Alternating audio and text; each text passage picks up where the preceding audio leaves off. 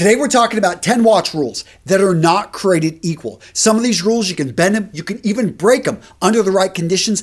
Other rules you need to follow. Which ones are which? Find out, gents, in today's video.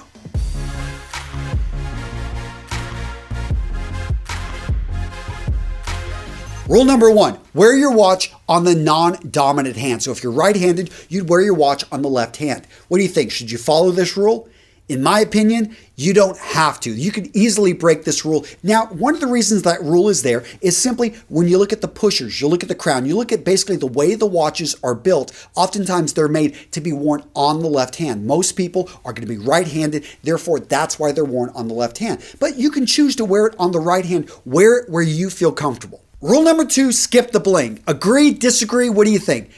Me personally, I want to agree with this, but I have to say, you know what? You can bend this, you can break it, you can bust right through it. If you've got the confidence to pull off a really flashy piece, then go for it. Because watches, yes, they are functional, but they are jewelry nowadays. And if it's something that you feel confident, you love the way it looks, if you've got the confidence, go for it. Rule number 3, pair your watch appropriately. So if you're going to wear a casual outfit, wear a casual watch. If you're going to wear a dressy outfit, wear a dressy watch. And check out this infographic, which by the way, I'll link to down in the description. I've got the exact type of watch and what type of outfit it goes with. All right, gents, what do you think? Agree with the rules, agree with the chart, or are you going to bend and break them?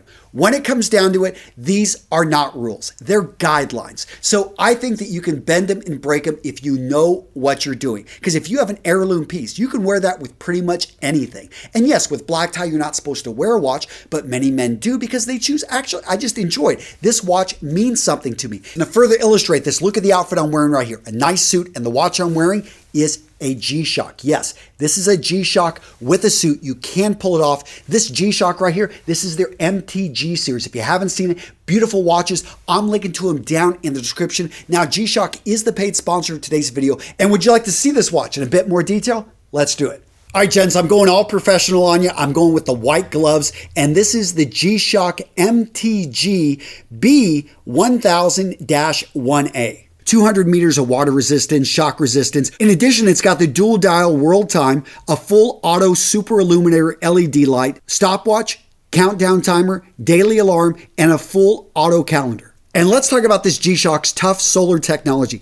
Absolutely love how it can use any type of light, whether you're indoors or outdoors. Under normal use, 5 months, basically the power would last if you were not to expose it to any light. And that's a pretty powerful battery right there. So this timepiece, it connects to the G-Shock connected smartphone app, which I absolutely love. Basically, this enables you to go in there and set the world time, set the alarms from the app. And one of my favorite parts about this is that you can actually find your phone. Yes, you can use your watch to find your phone to set off an alarm. All right, guys, as you can tell, I absolutely love this watch. I'm linking to it down in the description. Just a beautiful watch. I love this one.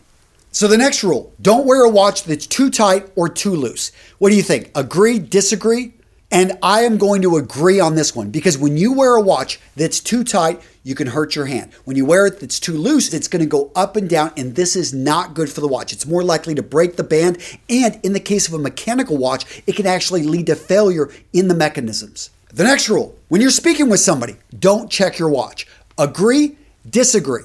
For me, I'm going to have to agree. Now, the advantage of a watch is that it's a lot, less obvious than a cell phone. You can kind of look over there. But when you check the time, you are sending the message, hey, I've got to be somewhere or you're boring me. So be aware that you send that message. The next rule is don't touch another man's watch. Agree, disagree. I disagree with this one. And I've had conversations with guys with we're talking $100,000 watches, and they just take them off and they let me touch them. I don't see why you can't touch another man's watch if he gives you permission. That's probably the key. All right, so the next rule, match metals with metals, match leathers with leathers. They're talking about the band and that leather matching your belt, matching your shoes, and the metals. If you're going to have a wedding ring, if you're going to have like metals on your buckles or other pieces of jewelry, you want to keep it all the same. What do you think? Agree, disagree? And the answer is, again, it's a base guideline. It looks good. It's a good place to start. But hey, you like silver on your wedding ring and you want a gold watch or you want to go with something with a blend, you don't have to follow that rule. You've got maybe a dark brown. I could wear it black with this if I so choose, and I understand I'm breaking that rule. The next rule is to wear dark with dark, wear light with light. And they're usually talking about the dial. So do you agree, disagree?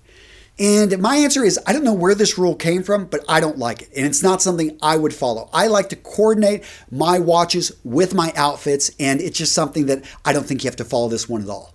Next up, we've got the rule of proportions, and that is if you've got a smaller wrist, you're going to go for a smaller watch case. If you have larger wrists, you can go for a larger watch case. Agree, disagree.